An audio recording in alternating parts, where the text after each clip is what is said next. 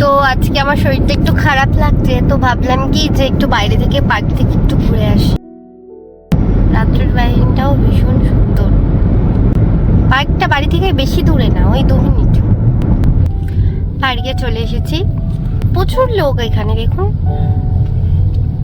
এই রাত্রেবেলাতেও এখন ওই 7:30 মতো বাজে, কিন্তু দেখুন কত ভিড়।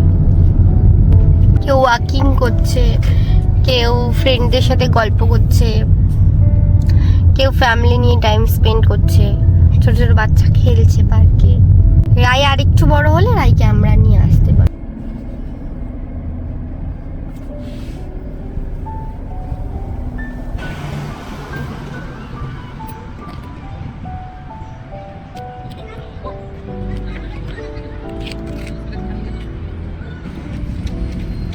দেখুন টায়ার দিয়ে কি সুন্দর কুয়ো টাইপের বানিয়েছে না, খুব সুন্দর লাগছে দেখতে।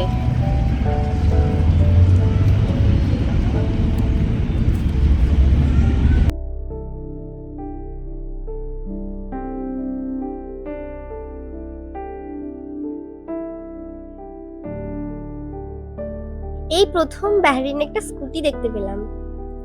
এই স্কুটিটা দেখে আমার দাদার স্কুটির কথা আমার মনে পড়ে যাচ্ছে। স্কুটিটা নিয়ে পড়তে যেতাম, ঘুরতে যেতাম, কলেজ যেতাম, কতই না স্মৃতি জড়িয়েছিল স্কুটিটার প্রতি। স্কুটিটা এখন আর নেই, খারাপ হয়ে গেছিল, তাই দাদা বিক্রি করে দিয়েছে। দুটো আইসক্রিম কার্ট দেখতে পেলাম, এখানেই থাকে, আমি যখনই আসি এখানেই দেখতে পাই। কোনটা থেকে আইসক্রিম নেবো বুঝতে পারছি না।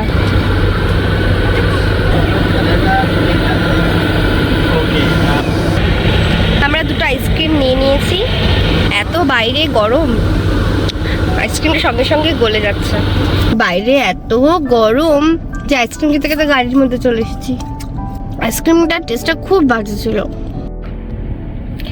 বাহরিনে এখন এত হিউমিডিটি বেশি হয়ে গেছে যে গাড়িতে যেহেতু এসি চলছে, তাই জন্য একটা ফগি ওয়েদারের মতন দেখুন ফিল হচ্ছে। যে আমিও ছোটবেলার মেমোরিগুলোকে একটু চারণ করে নিলাম। দেখুন ছোটবেলায় সেই কুয়াশা দেখলে আমরা স্মাইল করতাম, আঁকতাম, সেই জিনিসটাই মনে পড়ে গেল, তাই আমি একটু করে ফেললাম। চলো এবার চলি, এবার বাড়ি যাওয়ার পালা। ভালো লাগলো, মাইন্ডটা একটু ফ্রেশ হয়ে গেল। সারাদিন এতটা স্ট্রেস থাকে সবারই, বাইরে একটু বেরিয়ে টাইম স্পেন্ড করা হয় না, তো মাইন্ডটা অনেকটা ফ্রেশ হয়ে যায়। এবার স্মাইলটা খুব সুন্দর লাগছে। বাহ, এতটা খালি রাস্তা তো বাহিরে আগে কখনো দেখিনি। খালি রাস্তা বলা লাইনটা আমি শেষও করতে পারলাম না। দেখুন জ্যামের মধ্যে পড়ে গেলাম, জ্যামটা এখনো খোলেনি। নেক্সট ভিডিওতে আপনাদের বলবো যে আমার পৌঁছতে ক মিনিট লেগেছে।